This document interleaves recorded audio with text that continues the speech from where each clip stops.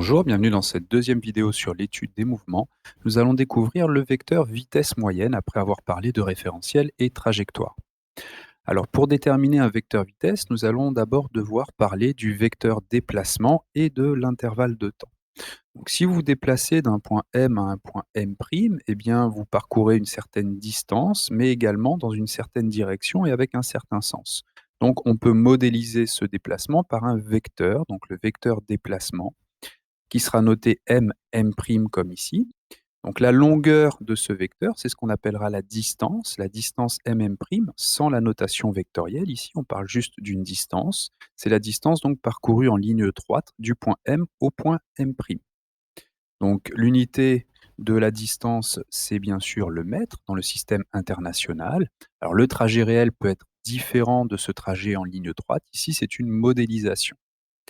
Alors également, parlons du temps. Donc le temps, on rappelle qu'il est noté t, qu'il se mesure en secondes dans le système international.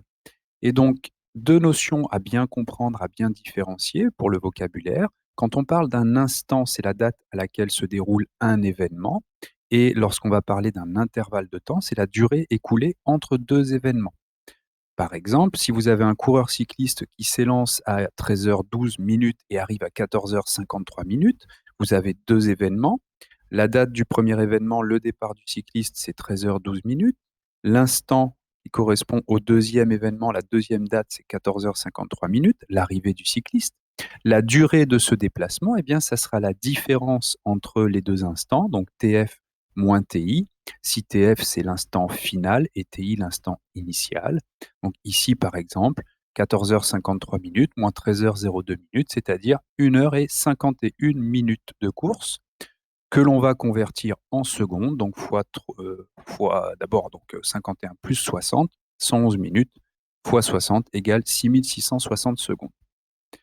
Alors, une fois qu'on a déterminé le vecteur déplacement et la durée de ce déplacement, on va pouvoir déterminer le vecteur vitesse moyenne qui va se définir par la relation suivante: vecteur vitesse moyenne est égal au vecteur déplacement mm' divisé par la durée notée delta t.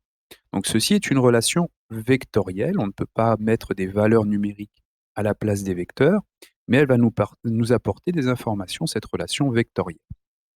Donc tout d'abord, l'unité de la vitesse, on retrouve bien des mètres divisés par un temps en secondes, donc on a des mètres par seconde pour la vitesse ici. Ensuite, le vecteur vitesse moyenne, eh bien, puisque c'est une relation vectorielle ici, on a comme conclusion, comme conséquence, que le vecteur vitesse moyenne a même direction et même sens que le vecteur déplacement. On dira en mathématiques collinéaire et de même sens. La valeur du vecteur maintenant, qui correspond en fait à la longueur de ce vecteur, eh bien, va être notée et calculée de cette manière-là. La vitesse moyenne égale mm' sur delta t. Quelle est la différence avec la relation ici? C'est qu'ici, il n'y a pas de flèche vectorielle. En effet, ici, on a des valeurs numériques lorsqu'on remplace pour calculer la vitesse moyenne. Donc, si on parle de la valeur du vecteur, on ne met pas de flèche au-dessus. Et ici, il n'a à ne pas confondre avec la relation vectorielle. Donc, un exemple de détermination de vecteur vitesse moyenne ici, eh bien, dans l'exemple précédent, on avait vu que le coureur était allé, par exemple, d'un point M à un point M' en 111 minutes, c'est-à-dire 6660 secondes. Imaginons qu'on vous donne ce document avec une échelle ici qui vous dit que 1 centimètre correspond à 10 kilomètres. Donc, il va falloir utiliser les échelles pour déterminer la distance réelle parcourue par le cycliste.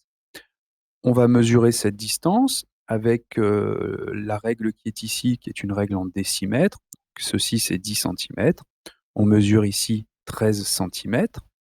Donc 13 centimètres, ce qui va correspondre avec l'échelle de 1 centimètre pour 10 kilomètres à une distance parcourue de 130 kilomètres. Donc on va pouvoir déterminer la vitesse moyenne à partir de la relation suivante, je répète, sans les vecteurs. Vitesse moyenne est donc égale ici à 130 fois 10 puissance 3, puisqu'on va convertir en mètres pour être dans les unités du système international, divisé par 6660 secondes, et vous obtenez 19,5 mètres par seconde. Si on vous demande de tracer le vecteur vitesse moyenne à l'échelle 1 cm pour 5 mètres par seconde, donc il faut deux échelles différentes, une pour la distance, une pour la vitesse, eh bien la longueur du vecteur vitesse déterminée sera alors 19,5 sur 5 égale 4,9 centimètres. Ce vecteur vitesse moyenne, on va le faire partir du point de départ, ici le point M. Il aura même direction et même sens que le vecteur déplacement mm' qui est représenté ici, et d'une longueur de 4,9 centimètres. Donc la détermination du vecteur vitesse moyenne est intéressante pour un trajet, mais on voit que si le trajet est très différent d'un trajet rectiligne, ou encore pire, si on a une trajectoire circulaire par exemple, et donc qu'on revient à son point de départ, eh bien la détermination du vecteur vitesse moyenne manque un peu d'informations sur la trajectoire elle-même. Donc on va voir dans la partie suivante, dans la troisième partie, comment déterminer le vecteur vitesse, mais cette fois-ci en un point de la trajectoire.